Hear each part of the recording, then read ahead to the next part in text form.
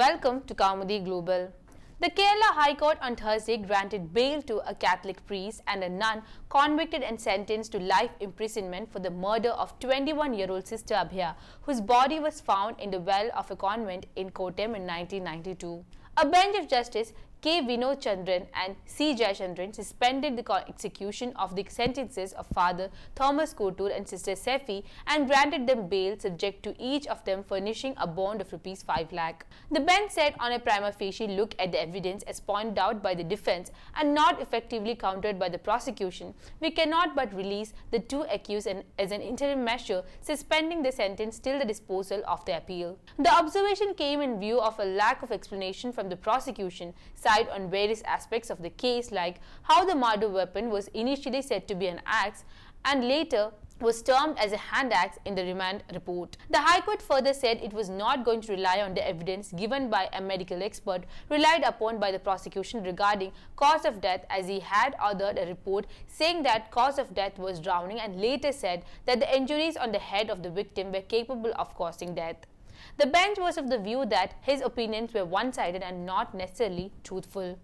While the High Court pointed out these lacunae and others in the prosecution case, it also termed as bizarre the explanation of the accused that the victim had committed suicide. The Knanaya Sabha Pastoral Council Secretary Binoy welcomed the High Court order and said that while it was delayed, he was thankful to God for the same.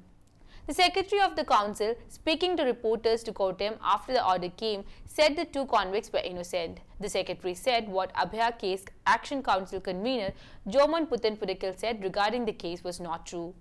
Everyone knows how credible he is and the Knanaya community believes the case was fabricated, he said. After the order came, Puthenpurackal, speaking to reporters outside the court, claimed that the CBI did not argue the case properly in the High Court.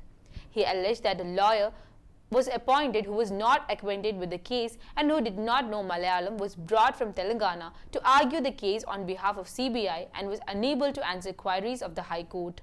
He alleged that no one could be faulted for thinking that CBI deliberately took a stand that would help the convicts get bail in the case. He further alleged that CBI not filing a counter affidavit for more than a year since the convicts moved the appeal indicates that it probably succumbed to pressure. The CBI appeared disinterested and failed to convince the court not to grant any relief to the convicts, he alleged. The High Court order came in an application seeking bail filed by them in the respective appeals challenging their conviction and life imprisonment by a special CBI court in the murder case.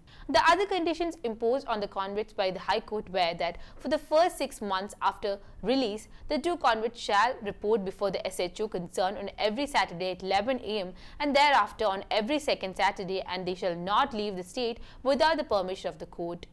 First, the local police and then the crime branch investigated and concluded that it was a case of suicide. The CBI took over the investigation into the case in 2008 and the trial in the case began on August 26, 2019 and many witnesses turned hostile.